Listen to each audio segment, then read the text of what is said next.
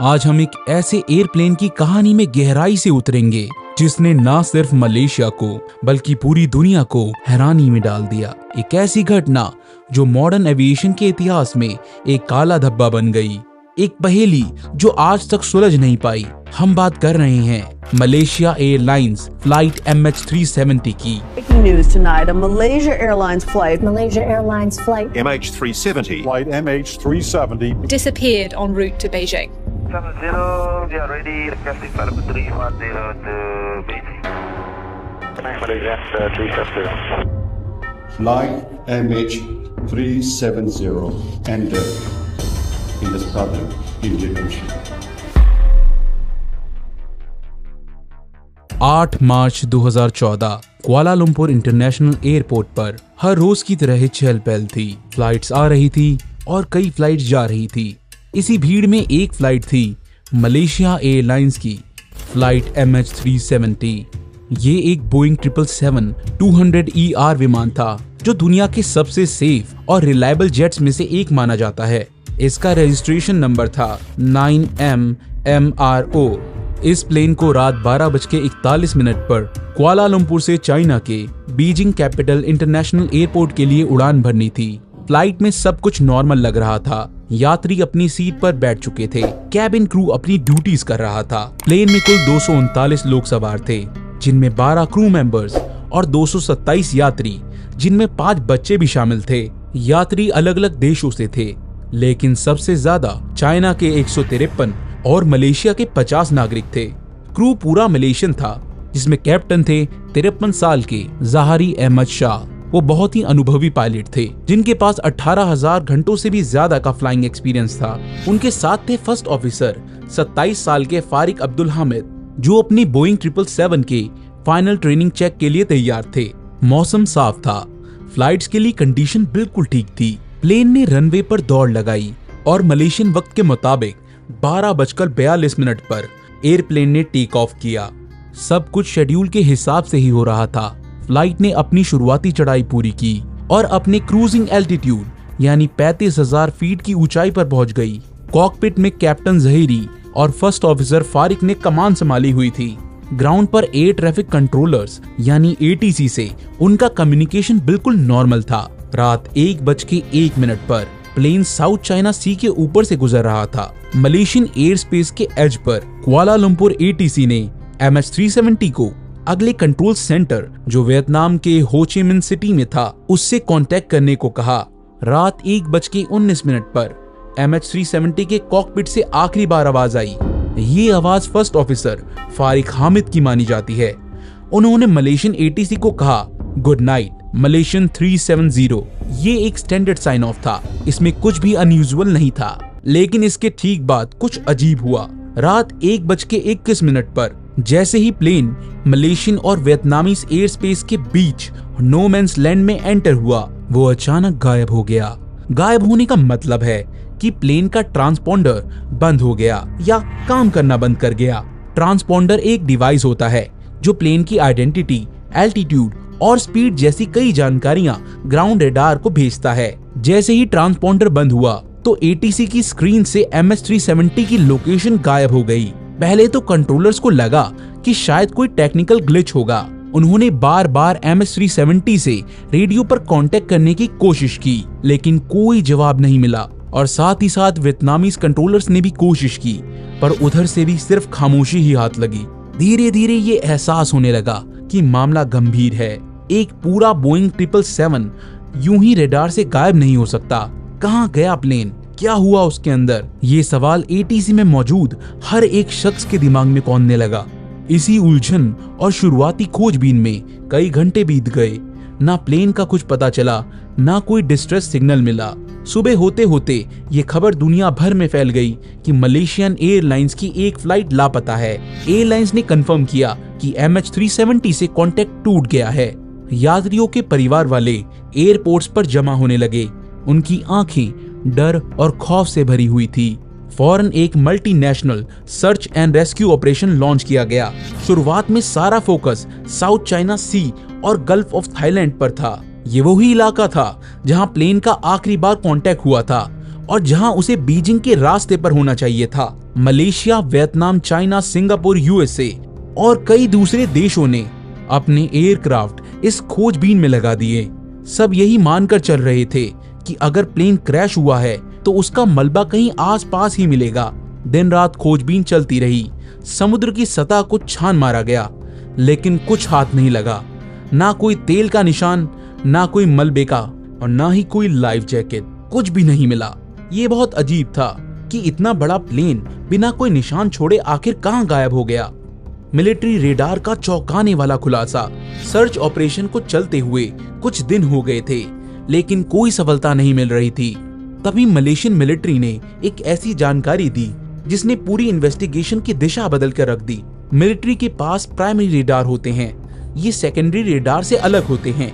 ये ट्रांसपॉन्डर पर डिपेंड नहीं करते, बल्कि किसी भी ऑब्जेक्ट से टकराकर लौटने वाली रेडियो वेव्स को डिटेक्ट करते हैं। प्राइमरी रेडार सिविल एटीसी के रेडार से ज्यादा पावरफुल होता है, लेकिन ये ऑब्जेक्ट की आइडेंटिटी और एल्टीट्यूड नहीं बताता, सिर्फ उसकी पोजीशन दिखाता है। मलेशियन मिलिट्री की प्राइमरी रेडार डाटा ने दिखाया कि रात 1:21 पर ट्रांसपॉन्डर बंद होने के बाद MH370 गायब नहीं हुआ था, बल्कि उसने एक अनएक्सपेक्टेड टर्न लिया था। प्लेन लेफ्ट की तरफ से तेजी से मुड़ा और अपने प्लान किए गए रास्ते से बिल्कुल अलग दिशा में जाने लगा। वो वापस मलेशिया की तरफ आया, मले पेनिनसुला के ऊपर से गुजरा और फिर नॉर्थ वेस्ट की तरफ मुड़कर अंडमान सी की तरफ बढ़ गया। रेडार ने प्लेन को अगले 1 घंटे तक ट्रैक किया, जब तक वो मिलिट्री रेडार की रेंज से बाहर नहीं निकल गया। स्ट्रेट ऑफ मलक्का के नॉर्दर्न एंड के पास लगभग रात 2:22 पर यह खुलासा किसी बॉम्ब की तरह गिरा। इसका मतलब था कि प्लेन क्रैश नहीं हुआ था, कम से कम उस वक्त तक तो नहीं, बल्कि वो कंट्रोल में था और उसे जानबूझकर उसके रास्ते से हटाया गया था। लेकिन किसने और क्यों? क्या ये हाईजैकिंग थी या पायलट ने खुद ऐसा किया? सबसे बड़ी बात, अगर प्लेन क्रैश नहीं हुआ तो इतने घंटों तक वो कहां था और क्या कर रहा था? सैटेलाइट पिंग्स, एक नई उम्मीद, एक नई पहेली। अब सर्च का फोकस साउथ चाइना सी से हटकर स्ट्रेट ऑफ मलक्का और अंडमान सी की तरफ शिफ्ट हो गया। लेकिन ये तो सिर्फ शुरुआत थी। एक और भी ज्यादा कॉम्प्लेक्स पीस ऑफ एविडेंस सामने आने वाला था। ये एविडेंस आया था लंदन स्थित एक ब्रिटिश सैटेलाइट कम्युनिकेशन कंपनी इनमारसेट से। उनकी एक सैटेलाइट जो इंडियन ओशन के ऊपर जियो स्टेशनरी ऑर्बिट में थी, जिसका नाम था इनमारसेट 3F1। उसने MH370 के गायब होने के बाद भी कई घंटों तक प्लेन के सैटेलाइट कम्युनिकेशन सिस्टम से सिग्नल रिसीव किए थे। ये सिग्नल्स ऑटोमेटिक थे, हैंडशेक्स या पिंग्स की तरह, जो सिस्टम को एक्टिव रखने के लिए होते हैं, भले ही रेगुलर कम्युनिकेशन ना हो रहा हो। इनमारसेट के इंजीनियर्स ने इस डाटा को एनालाइज किया। उन्होंने देखा कि आखिरी प्राइमरी रेडार कांटेक्ट के बाद भी प्लेन के सैटेलाइट सिस्टम ने सुबह 8:11 तक हर घंटे एक हैंडशेक सिग्नल भेजा था। इसका मतलब था कि प्लेन कम से कम 7 घंटे और 30 मिनट तक हवा में था, अपने ट्रांसपॉन्डर के बंद होने के बाद भी। ये एक बहुत बड़ी खबर थी। लेकिन ये सिग्नल सिर्फ ये बताते थे कि प्लेन एक्टिव था, लेकिन हमें इस बारे में कोई जानकारी नहीं देते थे कि ये प्लेन कहां था। हालांकि इंजीनियर्स ने एक बहुत ही कॉम्प्लेक्स कैलकुलेशन टेक्निक, जिसे बस टाइमिंग ऑफसेट एंड बस फ्रीक्वेंसी ऑफसेट एनालिसिस कहते हैं, इसका इस्तेमाल करके ये पता लगाने की कोशिश की कि प्लेन सैटेलाइट के रिलेटिव किस दिशा में हो सकता है। इस एनालिसिस से 2 फ्लाइट पाथ निकले, 2 बहुत लंबे आर्क्स। एक आर्क नॉर्थ की तरफ जाता था, सेंट्रल एशिया के ऊपर से कजाकिस्तान, तुर्कमेनिस्तान वगैरह। दूसरा आर्क साउथ की तरफ जाता था, दूर सदर्न इंडियन ओशन के ऊपर, दक्षिणी महासागर की गहराइयों में खोज। नॉर्दर्न आर्क वाला रास्ता कई देशों के ऊपर से गुजर रहा था, जिनके पास सोफिस्टिकेटेड मिलिट्री रेडार्स हैं। अगर प्लेन उधर गया होता तो किसी न किसी रेडार ने उसे जरूर देखा होता, लेकिन किसी भी देश ने ऐसी कोई रिपोर्ट नहीं दी। इसलिए इन्वेस्टिगेटर्स ने कंक्लूड किया कि ज्यादा पॉसिबिलिटी सदर्न आर्क की है। प्लेन ने जरूर इंडियन ओशन के ऊपर साउथ की तरफ अपना सफर जारी रखा होगा। ये मानकर कि प्लेन तब तक उड़ता रहा जब तक कि उसका फ्यूल खत्म नहीं हो गया। इन्वेस्टिगेटर्स ने सैटेलाइट पिंग्स के डाटा और प्लेन की पोटेंशियल स्पीड और रेंज के हिसाब से एक नया सर्च एरिया डिफाइन किया। ये एरिया सदर्न इंडियन ओशन में था, एक बहुत ही विशाल, दूर दराज और अनजान समुद्री इलाका। ऑस्ट्रेलिया के पर्थ शहर से हजारों किलोमीटर वेस्ट में ये दुनिया के सबसे गहरे और सबसे तूफानी समुद्रों में से एक है। अब शुरू होता है एविएशन हिस्ट्री का सबसे बड़ा और सबसे महंगा under water search operation. Australia ने इस सर्च की लीडरशिप संभाली। कई देशों ने हाईटेक इक्विपमेंट, स्पेशलाइज्ड शिप्स और अंडर वाटर व्हीकल्स इस काम में लगाए। उन्होंने समुद्र की सतह के नीचे हजारों स्क्वायर किलोमीटर के एरिया को स्कैन किया, इस उम्मीद में कि वहां प्लेन का मलबा, खास करके उसका फ्लाइट रिकॉर्डर यानी ब्लैक बॉक्स ढूंढ पाएं। ब्लैक बॉक्स में CVR यानी कॉकपिट वॉइस रिकॉर्डर और FDR यानी फ्लाइट डाटा रिकॉर्डर होता है, जो प्लेन के आखिरी पलों की क्रूशियल इंफॉर्मेशन दे सकता है। सर्च टीम ने समुद्र की सतह पर भी तैरते हुए मलबे की तलाश जारी रखी। कुछ सिग्नल्स भी डिटेक्ट किए गए जो ब्लैक बॉक्स के ULB यानी अंडर वाटर लोकेटर बीकॉन से मिलते जुलते थे, लेकिन बाद में वो फॉल्स अलार्म्स निकले। महीने बीत गए, फिर साल बीत गए, समुद्र ने अपने राज को छुपाए रखा। सर्च एरिया को कई बार रिफाइन किया गया, लेकिन MH370 का कोई नामो निशान नहीं मिला। मलबे के टुकड़े, जवाब से ज्यादा सवाल। जुलाई 2015 में प्लेन के गायब होने के लगभग 16 महीने बाद एक अहम ब्रेक थ्रू हुआ। इंडियन ओशन में अफ्रीका के कोस्ट के पास एक फ्रेंच आइलैंड है जिसका नाम है रीयूनियन आइलैंड। वहाँ बीच पर समुद्र की लहरों के साथ बहता हुआ एक प्लेन का हिस्सा मिला। ये एक फ्लैपरॉन था, प्लेन के विंग का एक मूविंग पार्ट। एक्सपर्ट्स ने इसकी जांच की और ये कंफर्म किया कि ये MH370 के बोइंग 777 का हिस्सा था। ये पहला सॉलिड फिजिकल एविडेंस था कि प्लेन क्रैश होकर समुद्र में ही गिरा था। रीयूनियन आइलैंड उस southern Indian ocean search area से हजारों किलोमीटर दूर था, लेकिन ओशन करंट्स मलबे को इतनी दूर बहाकर ले जा सकती हैं। इसके बाद अगले कुछ सालों में Mozambique, south Africa, Mauritius, Madagascar और तंजानिया की कोस्ट पर भी कुछ और सस्पेक्टेड डिब्री के टुकड़े मिले, जिनमें से कुछ को ऑलमोस्ट सर्टेनली या हाईली लाइकली MH370 का हिस्सा माना गया। लेकिन ये टुकड़े जवाब से ज्यादा सवाल खड़े कर गए। इनसे ये तो पता चला कि प्लेन टूटा था, पर ये नहीं कि क्यों और कैसे। और सबसे महत्वपूर्ण बात, प्लेन का मेन रैकेज जिसमें ब्लैक बॉक्स होने की उम्मीद थी, वो कहाँ था। इन छोटे टुकड़ों से क्रैश की वजह पता लगाना नामुमकिन था। थ्योरीज का बाजार, क्या हुआ होगा जब कोई सॉलिड सबूत नहीं मिलता तो थ्योरीज और स्पेकुलेशन का बाजार गर्म होने लगता है। MH370 के केस में भी यही हुआ। कई तरह की थ्योरी सामने आई। Number 1, mechanical failure. एक थ्योरी ये है कि प्लेन में कोई कैटास्ट्रोफिक मैकेनिकल फेलियर हुई होगी, जैसे आग लगना या इलेक्ट्रिकल सिस्टम का फेल हो जाना।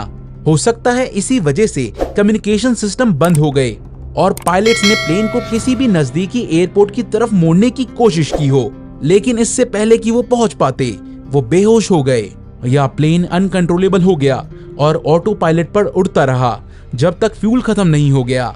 लेकिन इस थ्योरी में ये समझना बहुत ही मुश्किल है कि ट्रांसपॉन्डर कैसे बंद हुआ और प्लेन ने इतना प्रिसाइज टर्न कैसे लिया।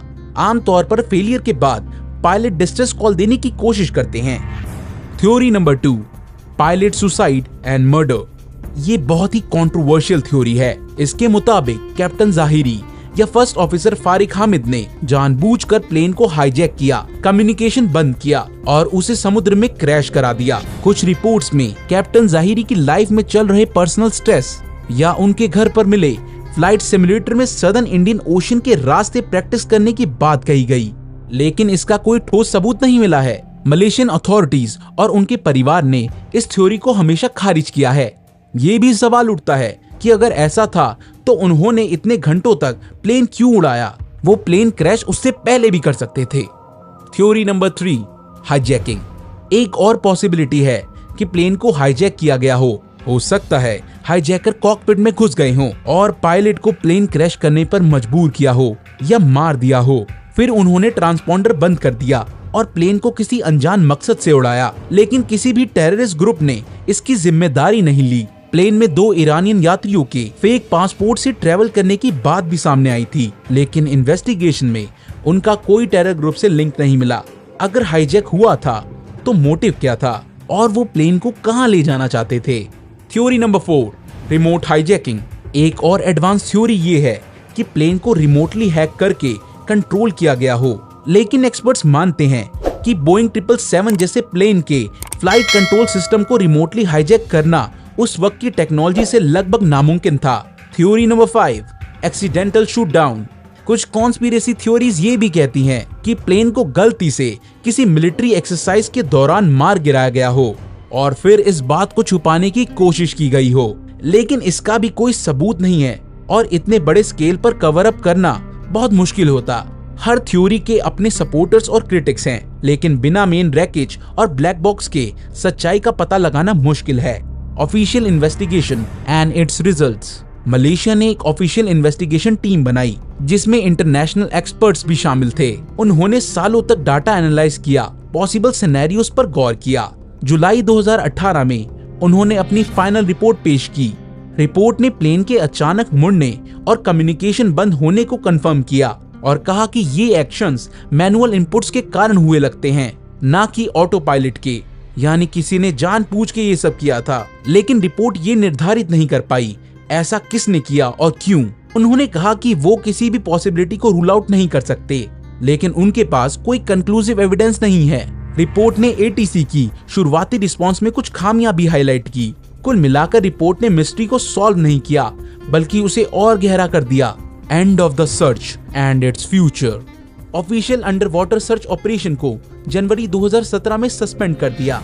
ये फैसला बहुत कंट्रोवर्शियल और हार्ट ब्रेकिंग था, खास तौर पर यात्रियों के परिवार वालों के लिए जो अब भी जवाब चाहते थे। 2018 में एक private American company Ocean Infinity ने मलेशियन गवर्नमेंट के साथ no find no fee basis पर एक नई सर्च शुरू की। उन्होंने state of the art technology का इस्तेमाल करके कुछ महीनों तक एक रिफाइंड एरिया में सर्च किया, लेकिन उन्हें कुछ भी नहीं मिला। आज तक MH370 का मेन रैकेज नहीं मिल पाया। समय के साथ न्यू टेक्नोलॉजीज और डाटा एनालिसिस टेक्निक्स आ रही हैं। कुछ इंडिपेंडेंट एक्सपर्ट्स भी सैटेलाइट डाटा और डिब्री ड्रिफ्ट पैटर्न का अध्ययन कर रहे हैं, सिर्फ एक उम्मीद में कि वो सर्च एरिया को और बेहतर तरीके से पिन पॉइंट कर सकें। कुछ लोग मानते हैं अगर टेक्नोलॉजी और फंडिंग मिले तो शायद एक दिन प्लेन मिल जाए। एक अधूरी कहानी, एक जिंदा दर्द। मलेशियन एयरलाइन की फ्लाइट MH370 की कहानी एक अधूरी कहानी है। ये मॉडर्न टेक्नोलॉजी की सीमाओं को दिखाती है और ये भी कि कैसे एक इतना बड़ा ऑब्जेक्ट हमारी हाईटेक दुनिया में बिना कोई सुराग छोड़े गायब हो सकता है। लेकिन सबसे बढ़कर ये उन लोगों की कहानी है जो उस प्लेन में सफर कर रहे थे, और साथ ही साथ ये कहानी है उनके परिवार वालों की और उनके दोस्तों की जो आज भी उनके बिना जी रहे हैं, बिना ये जाने कि उनके अपनों के साथ आखिर हुआ क्या था। उनका दर्द, उनकी अनिश्चितता और उनके जवाब की तलाश आज भी जिंदा है। जब तक MH370 की पहेली सुलझ नहीं जाती, ये हमें एविएशन सेफ्टी, ट्रैकिंग टेक्नोलॉजी और इंसानी त्रासदी के बारे में सोचने पर मजबूर करती रहेगी। दोस्तों, हमारी ये डॉक्यूमेंट्री कैसी लगी आपको, हमें कमेंट्स में जरूर बताएं। साथ ही साथ हमारी वीडियो को लाइक और शेयर करना ना भूलें, और हाँ, प्लीज हमारे चैनल को सब्सक्राइब करके बेल आइकन का बटन जरूर दबाएं। I'll see you in the next one.